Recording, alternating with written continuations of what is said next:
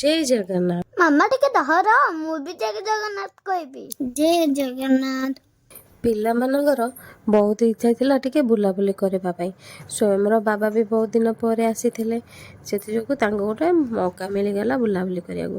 ସେ ଯୋଗୁଁ ଗଲେ ହଉ ଚାଲ କୁଆଡ଼େ ଗୋଟେ ବୁଲିବାକୁ ଯିବା। ତେଣୁ ଏବେ ପିଲାମାନେ ବାହାରି ପଡ଼ିଲୁ ସମସ୍ତେ ମିଶିକି ଏକ୍ସପ୍ଲାନେଟ୍ରେ ପହଞ୍ଚୁ ପହଞ୍ଚୁ ସୌମ୍ୟ ଆଖିରେ ଆଉ କିଛି ବି ଦେଖାଯିବନି। ଆଗ କହିବ ମୁଁ ଆଗ ଖେଳିବି।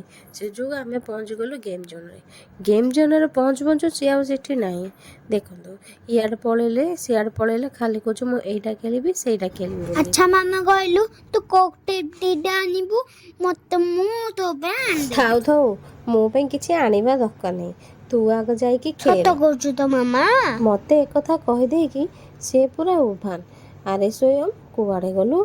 ଦେଖିଲା ଆସିକୁ ସିଏ ଆଗ ଚାରିଆଡ଼େ ଯାଇକି ତାର ଗେମ୍ ଖେଳିବାରେ ବ୍ୟସ୍ତ। ଆମେ ସମସ୍ତେ ଏଇଠି ହେଲେ ସିଏ ଯାଇକି ଅଛି ଗୋଟେ ଜାଗାରେ। ଏପଟେ ଦେଖାଉଛି ମୁଁ ଏଇ ଟେଡ଼ିଟା ନେବି, ତା ଭାଇ କହୁଛି ମୁଁ ବି ସେଇ ଟେଡ଼ିଟା ନେବି। ତାପରେ ଦୁଇ ଭାଇ ଡିସାଇଡ଼୍ କରୁଛନ୍ତି ବୁଲି ବୁଲି କେଉଁ ଗେମ୍ ଖେଳିବେ ବୋଲି। ଭାଇ ଚାଲୁ ଆଗ ଆମେ କିଛି କହିବାନି, ଆମେ ଏଇଠିକି ବସିକି ଫଟୋ ଉଠେଇବା। ଦେଖୁଛନ୍ତି ତ ଦି ଭାଇଙ୍କର କାରସାଥୀ ମାନେ ଭିତରେ ପ୍ଲାନିଂ କରିକି ଫଟୋ ଉଠେଇବାରେ ବ୍ୟସ୍ତ। ମୁଁ କହିଲି ହଉ ଯାଅ ଦି ଭାଇ। ତାପରେ ଦୁଇ ଜଣଙ୍କର ଆସିଗଲା ଗେମ୍ ଖେଳିବା ପାଇଁ। ସୋମକୁ ତ ଟୋଟାଲ ହିଁ ଗେମ୍ ଖେଳିବାକୁ ଦଉନି, ଏକୁଟିଆ କାର୍ଡ଼ ଧରିକି ବୁଲୁଛି, କହୁଛି ମୁଁ ଏକା ଖେଳିବି ବୋଲି। ଆସନ୍ତୁ ଦେଖିବେ ଦି ଭାଇ ଯାକ କେତେ ମସ୍ତି କରୁଛନ୍ତି।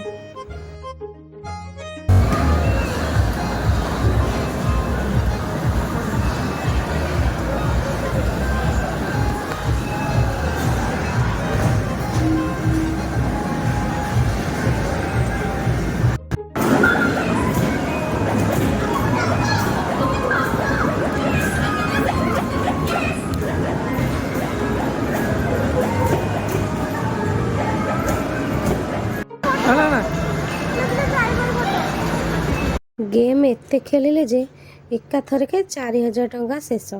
ତାପରେ ଆସିଗଲେ କ'ଣ ଗିଫ୍ଟ ନେବେ ବୋଲି। ତେଣୁ ଖୋଜୁ ଖୋଜୁ ତାଙ୍କର ତ ବହୁତ ଟାଇମ୍ ଲାଗିଗଲା। ସ୍ୱୟଂ କହିଲା ମୁଁ ଏଇଟା ନେବି, ସେତିକି ପଏଣ୍ଟରେ ମିଳିଲେ ଥିଲେ ସିନା। ତେଣୁ ଲାଷ୍ଟକୁ ଦି ଭାଇ ଦିଟା କାର୍ ଧରିକି ଆସିଲେ।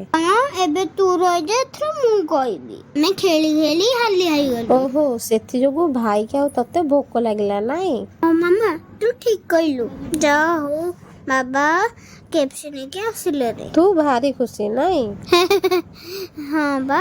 ପିଲାମାନଙ୍କର ୱିଶ୍ଟା ପୂରଣ ହେଉଛି, ସେଥିଯୋଗୁଁ ପିଲାମାନେ ଆଜି ବହୁତ ଖୁସି। ପିଲାମାନେ କେଏଫସି ଖାଇସାରିଲା ପରେ ପିଜା ଅର୍ଡ଼ର କରାହେଇଥିଲା। ପିଜା ମାନେ ସମସ୍ତେ କହିଲେ ଆମେ ପିଜା ଖାଇବୁ ବୋଲି, କିନ୍ତୁ ଦେଖିଲା ସବୁ ଯେମିତି ଟିକେ ଚାଖିଦେଲେ ଆଉ କେହି ବି ଖାଇବାକୁ ମଙ୍ଗିଲେନି। ତେଣୁ ସବୁତକ ପିଜା ମୋତେ ଖାଇବାକୁ ପଡ଼ିଲା। ପିଲାମାନେ ମଜାମସ୍ତି କଲେ, ଖିଆପିଆ କଲେ।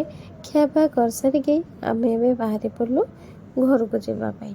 ଏପଟେ ଦେଖନ୍ତୁ ସ୍ୱୟଂକୁ ଷ୍ଟାଇଲ କହିଲେ ନ ସରେ। ମାମା ତୁ କଣ ସବୁ କହିଛୁ? ମତେ ଟିକେ କହିବାକୁ ଦେ। ଭିଡ଼ିଓଟା ଭଲ ଲାଗିଲେ ମୋ ମାମା ପେଜକୁ ଟିକେ ଫଲୋ କରିଦବ। ସ୍ୱୟଂ କଥାଟା ଟିକେ ରଖିକି ଫଲୋ କରିଦେବେ। ଜୟ ଜଗନ୍ନାଥ।